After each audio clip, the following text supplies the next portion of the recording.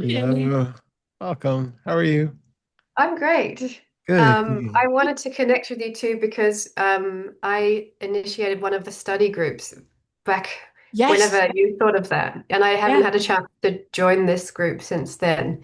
So I wanted to check in and see if there was anything you wanted to say about the intention for it and kind of report back about what we've been Yeah, I would. experiencing. I'm so grateful that you did that. I've heard good things from certain people who have been at it, who attend It was because regularly. we were being interviewed. I can't remember where that was now, where they then afterward had a study group that was talking about the interview and the notes they did, and that gave us that idea. It would be so amazing to have a study group that is doing the awakening curriculum. So it's like you listen to a lesson, you make notes about your own experiences, and then you take it to the group where you can ping pong with other people that are having the same experiences, but where it's like specifically about a topic for each lesson that you guys do. And I'm so happy that you took the, what do you call it, stafette, and you and Baton. baton and went with it. Thank you so much. Thank you Well, so much. thank you. It's been really great. It's been nice to have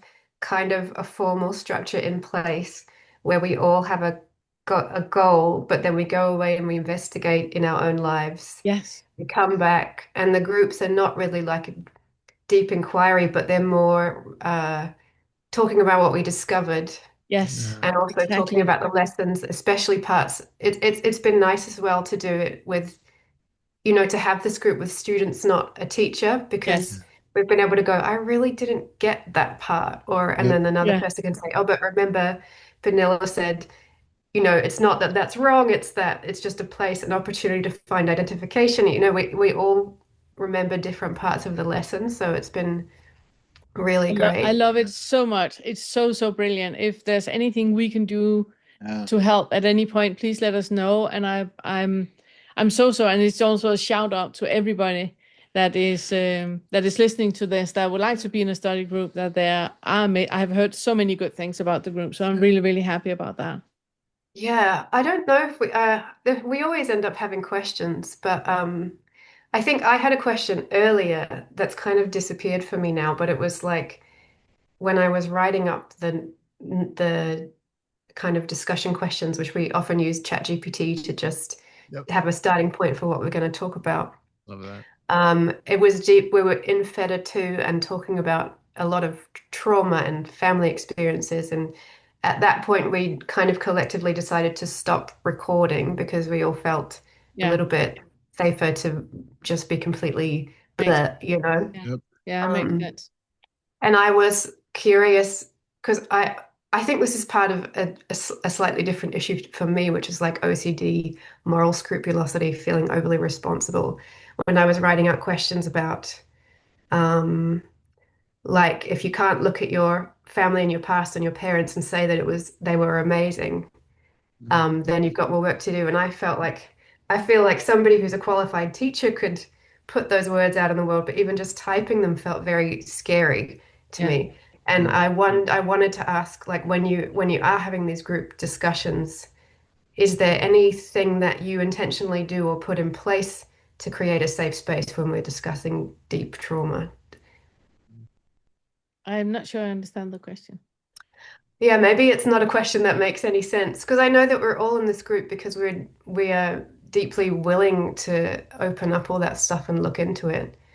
I guess I just felt scared that what if by what if people feel pressured to talk about things or get re-traumatized or something Yeah. like that, in our chats. It's it's always important to, because that's the whole thing, and that is one of the issues with posting on YouTube, for example, Mm.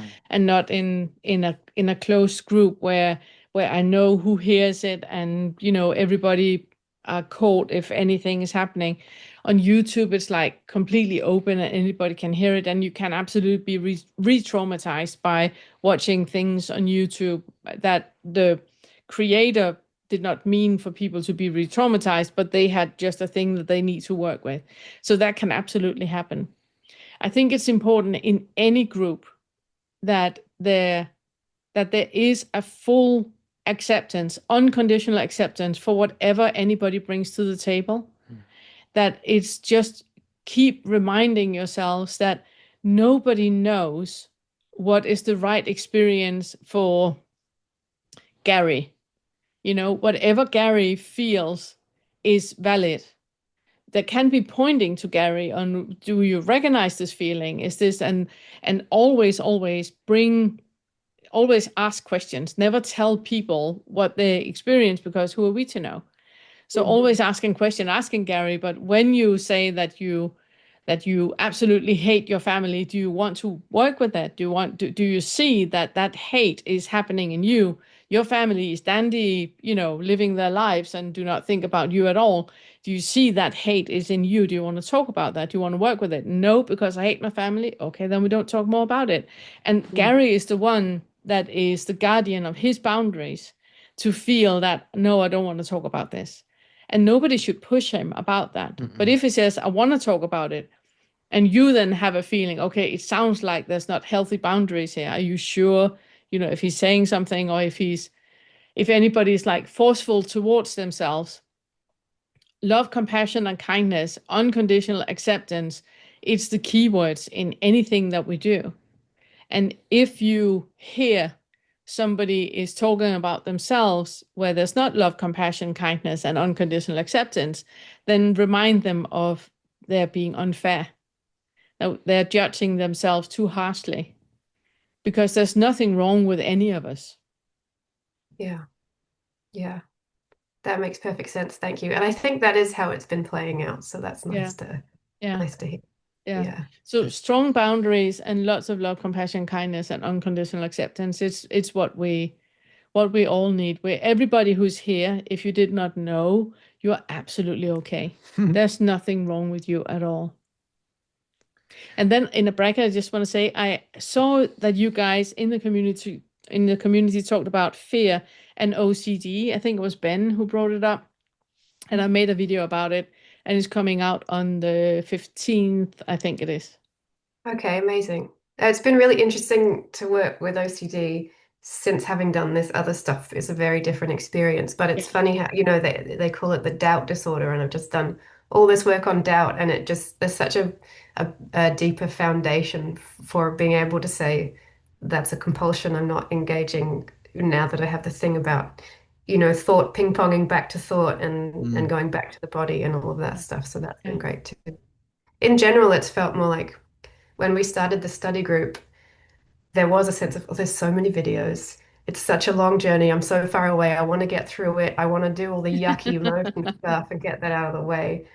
But now it's like everything's so relaxed. And we're on Fetter 3 at the moment, and the video we've just recently been doing, you had a sentence like, I hope you understand by now that contentment is the only emotion. And I was like, oh, yeah, I do understand that now. Like, such a nice feeling, and there's less of like Caroline was saying before, the chasing, and now it feels more like the just riding, which is really nice. So it's funny that it has been the structure and the really intentional practice that seems to have other things like just naturally unfold in other ways because of that, but not necessarily, it's just all connected in a really nice way. It absolutely is. It absolutely is. I love that, Ellie. I love that. Yeah. And then I was also thinking, like, when Carolyn was talking, I came to this journey with my big issue, my big bush, but beating around the bush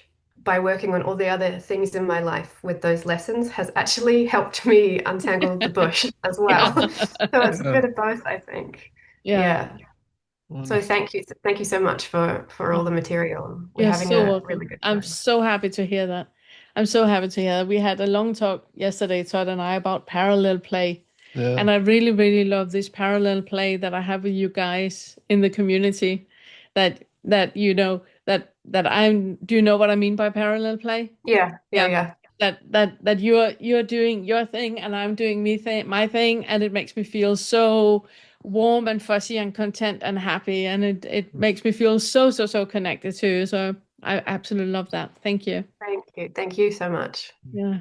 I just wanted to chime in with one thing. Going back to your first question about when you had said about even typing something like if you can't, say that your family was, Mm, completely perfect, if there's more work to do. Um, it's I just want to make sure that these things are seen as pointers without being ever used to make somebody feel like that is mm, a viewpoint that they should be somehow forcing themselves into having, or Mhm. there's no shame if you don't feel that. There's mm. no bypassing and gaslighting or any of that that's meant in that. It's something where it's like almost to say like an aspirational quote, is more the thing that it's pointing you to a way that you can experience the past, a way that you can experience memory now, a way that you can view these things, but it's just to put it out that this is a possibility, but it's not to in any way try to gaslight or manipulate or Shame. shame somebody into feeling something different or invalidating their experience or yeah, No, yeah, goodness. so we just, I think you know that, and that's why you said that, like, it even feels uncomfortable typing that sort of thing, and it's because that's usually how that sort of thing is used, in an improper manipulative kind of way, and we're just making it clear that it's a very aspirational sort of this is a possibility. It's put out there, and we all have the possibility of just working more and more and more But to it's also clarify. that, yeah, it's also that, and it's also why it's important to see all the fetters as a wheel, because for some people that haven't had boundaries regarding their families, they need to have that. They're fucking assholes. I don't want Yeah. anything to do with them, and I'm not okay with how they are. And then they finally put up a boundary, and then they're within that, and we're giving full support to that. Yeah. And at some point, they're going to realize, oh, that pain that I feel in me, it's created Yeah. in me. It's something that was seed that was planted then, and it was like I was weed that was being beaten down. That is causes and conditions that are making me see the world as it is right now, but it's not one to one Mm. correlated with them. So I don't have to have contact with them. I don't have to speak with them. I don't have to like them. Um, but I actually don't have any feelings towards them Yeah. anymore. But Mhm. but for some of us, we need to go through the building of really, really strong boundaries where we are protecting ourselves against them. And then it's completely okay to have that. I don't want anything to do with them. So, like Toddy says, it's that is not the time Yeah. to enforce the ideal of being okay with everybody in the world. Yeah. If you're in a place where towards those people you need strong boundaries, you have those Yeah. strong boundaries. Yeah. Keep those strong boundaries. That is what is kind, loving, and compassionate towards you right now. Do that. And then, you know, at a later point, you might see that all of that too was just created in your mind. Yeah. Mm. Yeah, that's helpful. Thank you. Yeah. Yeah. Thank you for bringing it up, Yeah. Thank you so much. and And thank you thank for you the for doing group. the group. I'm Yeah. so grateful. Well, So, it's a nice collective. We're all kind of taking turns now to yeah. do the questions and things. Yeah. So It's it's wonderful. It's That's yeah. awesome. wonderful. I love that. Yeah. I love that so much. Thank you so much, Ellie. Thank you. Thank you. Yeah. Happy holidays. Happy holidays. Happy holidays. Yeah, and Happy New Year. We have created a course of our first Fetter material. This course will walk you step by step through all of the ways in which identification is created and selfing happens.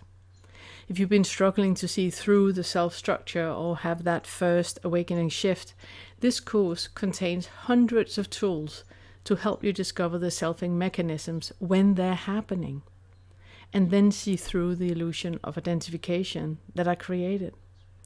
Along with over 14 hours of videos, this $49 course contains a full book worth of summaries, extrapolations on the videos, written inquiry suggestions, and other text. So work slowly, leave time for integration.